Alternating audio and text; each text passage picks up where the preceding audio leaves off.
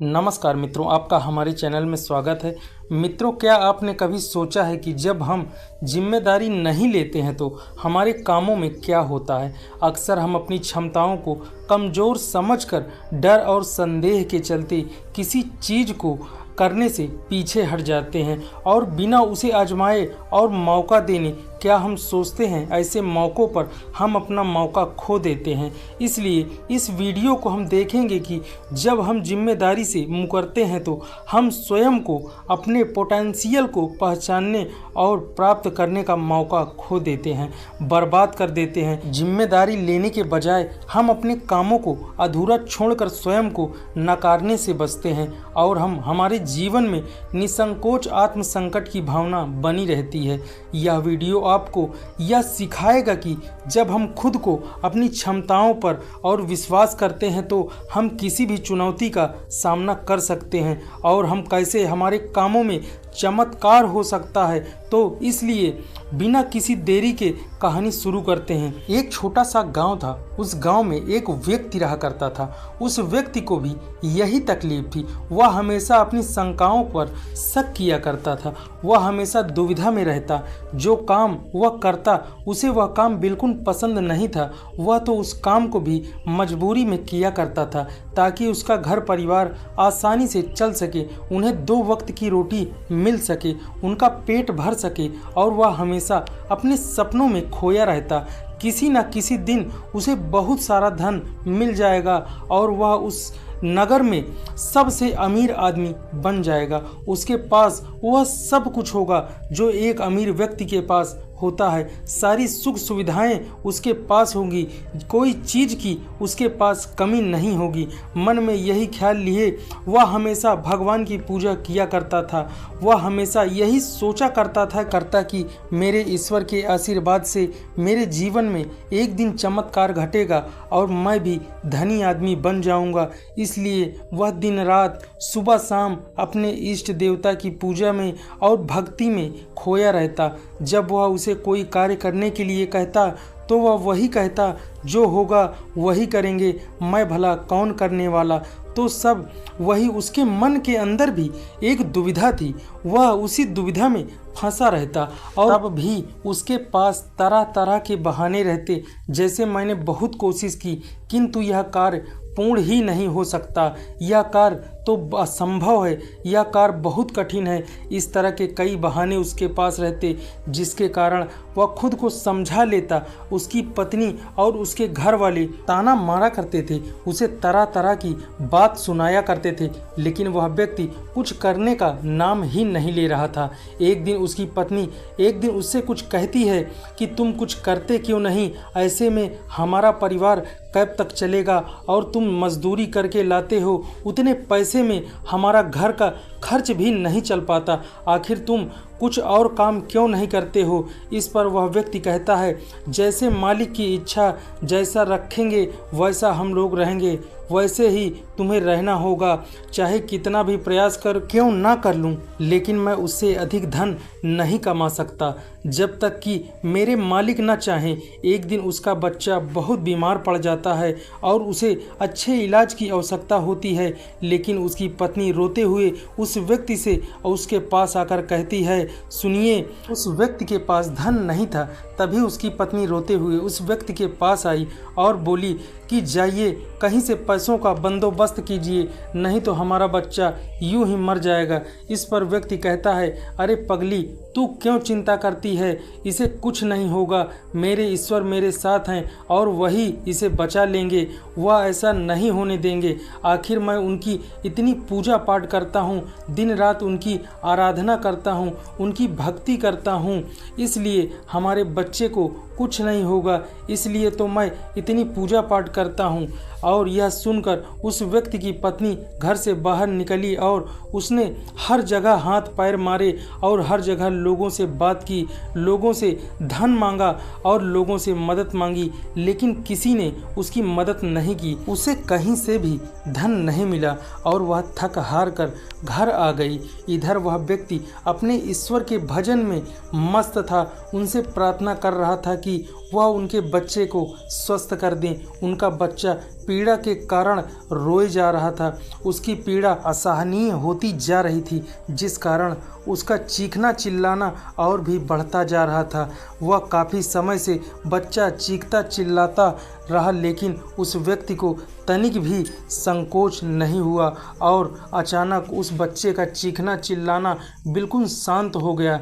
जैसे ही उस बच्चे की आवाज़ बंद हुई, यह देखकर वह व्यक्ति सोचने लगा कि मेरे प्रभु ने मेरे बच्चे को शांत कर दिया। उसने प्रभु का धन्यवाद किया और कहा, मैं जानता था आप कि मेरे ज़रूर स्वस्थ कर देंगे। आखिर मैं इतनी आपकी पूजा जो करता हूँ, आपकी इतनी आराधना जो करता हूँ, मैं जानता था कि आप मेरा साथ कभी नहीं छोड़ेंगे। उस बच्चे की आवाज़ ना आते हुए देख उसकी पत्नी उसके पास पहुंची और ज़ोर ज़ोर से चिल्लाकर उस बच्चे को अपने गले से लगा लिया और ज़ोर ज़ोर से रोने लगी। जब उसने देखा तो उस व्यक्ति को एहसास हो चुका था कि उस बच्चे को भगवान ने नहीं बचाया और अब उसका बच्चा इस दुनिया में नहीं रहा। और जब उसे एहसास हुआ तब वह बहुत गहरा धक्का उसको लगा और उसे यह समझ नहीं आ रहा था कि आखिर यह कैसे हो गया और यह कैसे हो सकता है। तो वो अपने प्रभु की इतनी भक्ति करता है, इतनी आराधना करता है, तो फिर आखिर यह कैसे हो सकता है। और उसके मन में ऐसे कई प्रकार के प्रश्न उत्पन्न हो गए और उन प्रश्नों को लेकर वह वहाँ से भटकता रहा और ऐसे ही कई दिन बीत गए। एक हफ्ते बाद महीने बीत गए, लेकिन अब तक उसके प्रश्नों का कोई उत्तर नहीं मिला था। जब भी उसके बारे में वह बात करता तो उसको केवल एक ही जवाब देते और यही कहते कि तुम्हारी भक्ति में कोई कमी रह गई थी, इसीलिए ईश्वर ने तुम्हारी नहीं सुनी। इसीलिए उसे किसी की बातों पर यकीन नहीं हो रहा था। उसे उस जवाब से कोई संतुष्टि नहीं मिल रही थी। वह अपने बच्चे के खोने के कारण बहुत अंदर से टूट चुका था। एक दिन उसी मार्ग से होते हुए वह जा रहा था, लेकिन तेज धूप के कारण वह एक पेड़ की छांव के नीचे बैठ गया और वहां पर बैठकर अपने बच्चे को याद करके जोर जोर से रोने लगा। उसी मार्ग से एक साधु होकर गुजर रहे थे। उन्होंने उस व्यक्ति को रोते हुए देखा और उनकी आवाज़ सुनी तो वह उनके पास गए कि पूछा, क्या बात हो गई? आखिर तुम इतने जोर जोर से क्यों रो रहे हो? क्या हुआ? क्या संकट आ पड़ा? आखिर क्या बात हुई? मुझे बताओ। इस पर उस व्यक्ति ने साधु से सारी बात बताई और साधु से कहता है, हे गुरुवर, आखिर इनमें मेरी क्या गलती है? मैंने क्या किया है? मेरी पत्नी मेरे बच्चे का जिम्मेदार मुझे ठहराती है। आप ही बताइए कि भला मैं अपने बच्चे को क्यों मारना चाहूँगा? मैं तो बस ईश्वर से उसकी सलामती की दुआ मांग रहा था, तो मैंने गलत किया। तभी उन गुरुवर ने उस व्यक्ति से कहा, यदि तुम्हारे बच्चे को इलाज मिल जाता तो वह ठीक हो जाता। इस पर वह व्यक्ति कहता है, जी हाँ, अवश्य वह ठीक हो जाता। तभी वो साधु उस व्यक्ति से कहते हैं, तो आखिर तुमने इलाज क्यों नहीं करवाया? इस पर वह व्यक्ति कहता है, गुरुवर, मेरे पास इतना धन नहीं था कि मैं उसका इलाज करवा सकूं। तब गुरुवर बोलते हैं कि तुम्हारे पास धन क्यों नहीं था? तभी वह व्यक्ति कहता है, मैं जहां काम करता हूं वहां पर मुझे बहुत कम तनख्वाह मिलती है, जिससे मेरा घर बड़ी मुश्किल से चल पाता है। जिस ऐसे में भला मैं इतना धन कहां से जोड़ सकता हूं? तभी वह व्यक्ति से साधु कहते हैं, यदि तुम्हारे बच्चे की मृत्यु धन न होने के कारण हुई है तो तुम ईश्वर को दोष क्यों देते हो? उसने तो ऐसा नहीं किया और ना ही उन्होंने तुमसे कहा था कि तुम कम पैसे कमाओ, यह जहां तुम्हें कम तनख्वाह मिलती है तुम वहां काम करो। ईश्वर ने तो तुमसे नहीं कहा था कि तुम मेरे भरोसे बैठो। यह सुनकर वह व्यक्ति अचरज में पड़ जाता है। उसने उन साधु से कहा, हे गुरुवर, हमें ईश्वर से मदद नहीं मांगनी चाहिए? क्या हमें उनकी पूजा आराधना नहीं करनी चाहिए? तभी वह व्यक्ति इसे कहते हैं, तुम्हारा ईश्वर और कहीं नहीं बल्कि तुम्हारे अंदर, तुम्हारे भीतर है। तुम्हारी आँखों से देखता है, तुम्हारे हाथों से कार्य करता है और तुम्हारे पैरों से चलता है। और जब तुम्हें कार्य करने के लिए तैयार ना हो तो वह तुम्हारी मदद कैसे कर सकता है? तुमने ही अपने ईश्वर से हाथ पैर धरे रहने के लिए मजबूर किया है। तभी वह व्यक्ति उनसे कहता है, ठीक है, आपकी बातें बहुत कड़वी लग रही हैं, लेकिन जो कुछ भी आप कह रहे हैं वह सब सत्य है। कहीं ना कहीं से मैं अंदर से जानता था कि मैं ही अपने बच्चे का जिम्मेदार हूँ। यदि मैंने थोड़ा सा धन जुटा लिया होता, यदि मैंने थोड़ी सी मेहनत कर ली होती, किसी से मदद मांग ली होती, तो मेरा बच्चा आज जिंदा होता, मेरे साथ होता। इतना कहकर वह व्यक्ति ज़ोर ज़ोर से रोने लगता है। कुछ देर बाद रोने के बाद वह शांत होकर गुरु से कहता है, गुरुवर, जब भी मैं कोई कार्य करने जाता हूँ तो मेरे पास इतने साधन नहीं होते थे और न ही धन होता था, किसी का सहयोग भी नहीं मिलता था। और जब भी मैं कोई कार्य करने जाता, मन में एक शंका होती, एक संकोच होता कि क्या इस कार्य को कर सकूंगा कि नहीं कर सकूंगा। और वह साधु उस पेड़ की तरफ इशारा करते हुए कहते हैं, क्या तुम पेड़ पर चढ़ना जानते हो?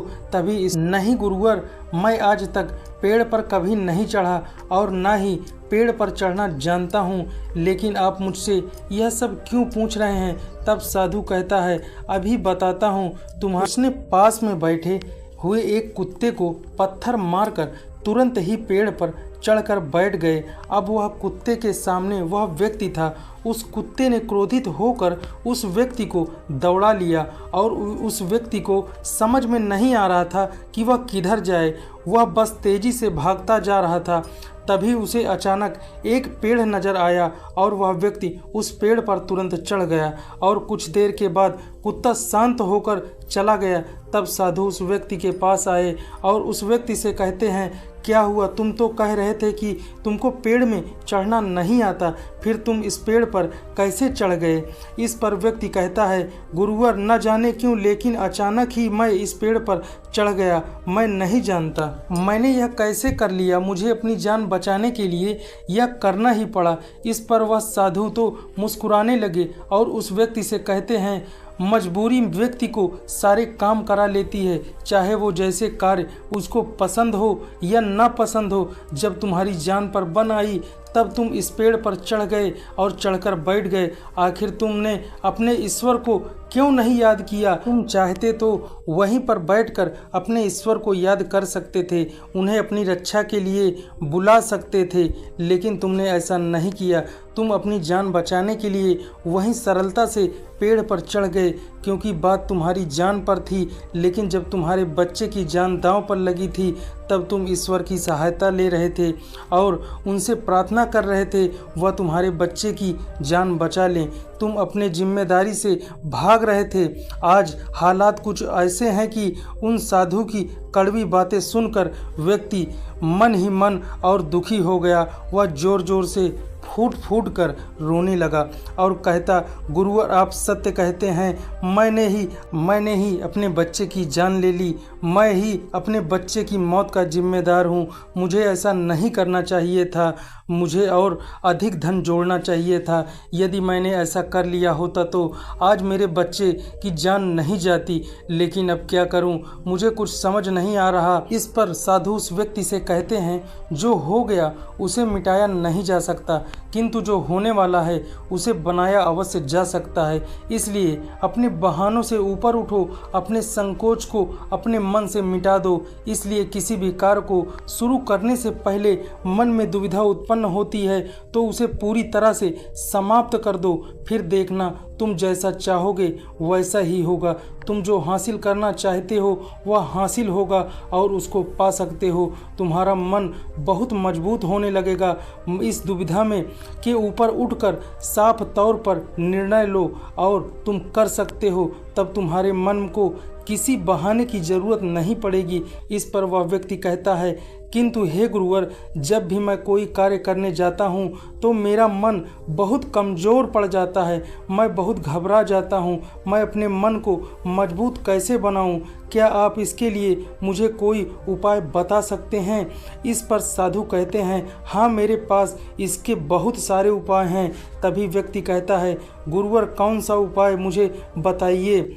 इतने में उस साधु ने उस व्यक्ति को हाथ पकड़कर उसे एक नदी के किनारे ले जाते हैं और वहां ले जाकर उस व्यक्ति से पूछते हैं, क्या तुम्हें तैरना आता है? वह व्यक्ति थोड़ा घबराता है, जैसे तैसे गुरु की बातों का उनको जवाब देते हुए कहता है, गुरुवर मुझे तैरना नहीं आता, लेकिन आप मुझसे क्यों पूछ रहे हैं इस बात पर? गुरु कहते हैं, तभी बताता हूँ। इतना कहकर उन्होंने उस व्यक्ति को धक्का दे दिया और वह व्यक्ति नदी में जा गिरा और वह नदी के पानी में हाथ पैर मार रहा था। वह बचने का सभी प्रयास कर रहा था। जब उन साधु ने देखा जब वह व्यक्ति डूबने लगा तो उन्होंने जाकर उस पानी से बाहर निकाला और व्यक्ति जैसे ही बाहर आया वैसे ही कांपने लगा। वह घबराया हुआ था, बहुत डरा हुआ था। जैसे तैसे उसने हिम्मत की, वह खड़ा हो गया। अब की बार वह साधु को देखकर वह बहुत घबराया था, बहुत डर चुका था। वह उन्हें देखते ही भागने का प्रयास करने लगा, लेकिन एक बार फिर उन साधु ने उसे पकड़ लिया और वह नदी में धक्का दे दिया। वह नदी में हाथ पैर मारने लगा कि कोई उसे बचा ले। वह जोर जोर से चिल्लाने लगा, वह बचाओ बचाओ, लेकिन आसपास कोई नहीं था, मदद के लिए कोई नहीं आ रहा था। तभी उस साधु ने पानी में उतरकर व्यक्ति को पकड़ लिया और सीधा खड़ा कर दिया।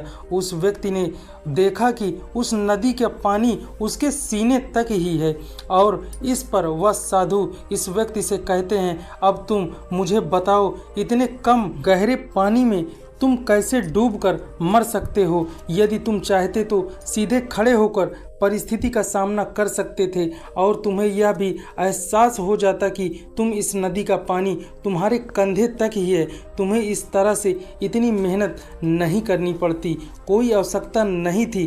तुम नहीं घबराते और न ही इस परिस्थिति से भागते और न ही भागने का प्रयास करते, किंतु तुमने एक डर का सामना किया है और वह यह है कि यदि तुम नदी में गिरे, तुम्हें तैरना नहीं आता तो तुम्हारी मृत्यु निश्चित है। और यही कारण है कि तुम सही स्थिति का पता नहीं लगा पाते।